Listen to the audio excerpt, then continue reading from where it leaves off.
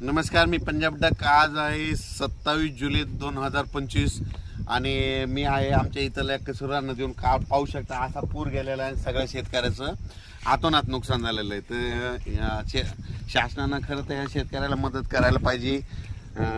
या ठिकाणी पंचनामे करून यांना मदत द्यायलाच पाहिजे, कारण की खूप अतिवृष्टीने आमच्या परभणी जिल्ह्यात सगळ्या राज्यात जालना जिल्हा बऱ्याच ठिकाणी ज्या ठिकाणी नुकसान झालं त्यांचे भरपाई द्यायलाच पाहिजे।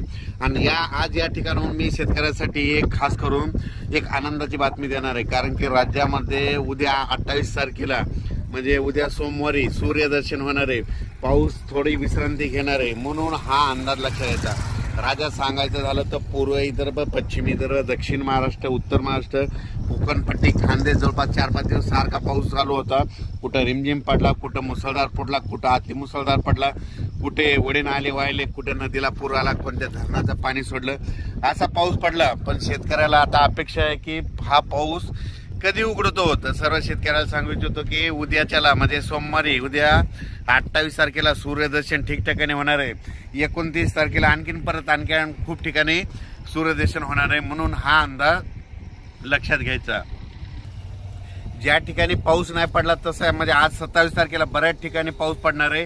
काही ठिकाणी सूर्यदर्शन होईल आणि परत जोराचा पाऊस आज आणि उद्याचे दिवस पडणार आहे, म्हणून हा अंदाज लक्षात घ्यायचा। पण एकदम असं बंद होणार नाही।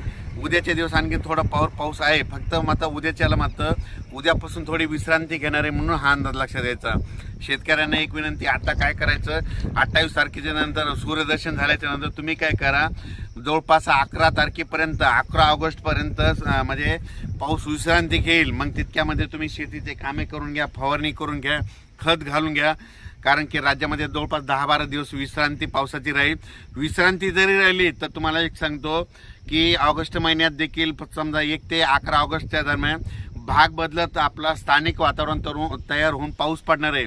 फक्त जे मोठा पाऊस म्हणतो ते मोठा पाऊस मात्र ऑगस्टच्या दुसऱ्या आठवड्यात येणार आहे, म्हणून हा अंदाज लक्षात येतात। राज्यात आज देखील पूर्व विदर्भ, पश्चिम विदर्भ, दक्षिण महाराष्ट्र, उत्तर महाराष्ट्र, कोकणपट्टी, खानदेश वेगवेगळ्या ठिकाणी दुपारनंतर थोडं ऊन पडेल, पण अर्ध्या एक तासाचा मोठा जोरदार पाऊस ठिकठिकाणी पडणार आहे, पण भाग बदलत पडणार आहे, म्हणून हा अंदाज लक्षात घ्यायचा।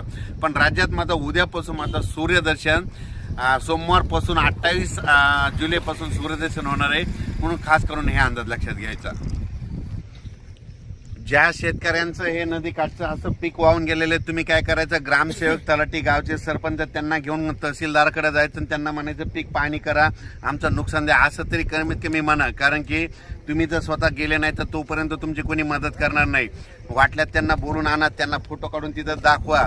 म्हणून माझी सगळ्याला विनंती, नसं कसं आहे घर बसले ते कोणी बघायला येत नसतं, म्हणून माझी सगळ्याला विनंती आहे, ठिकठिकाणी असं मुसळधार पावसानं नुकसान झालेलं आहे, म्हणून सर्व शेतकऱ्याला सांगितलं होतं तुम्ही काय करा, गावचे सरपंच, त्याच्यानंतर तलाठी, ग्रामसेवक, वाटल्या तहसीलदार साहेबांना देखील त्यांना एक निवेदन द्या, आमच्या भागात नुकसान भरपाईचं पाहणी करा। म्हणून अचानक वातावरणात बदल झाला तर लगेच एक विषय दिला जाईल।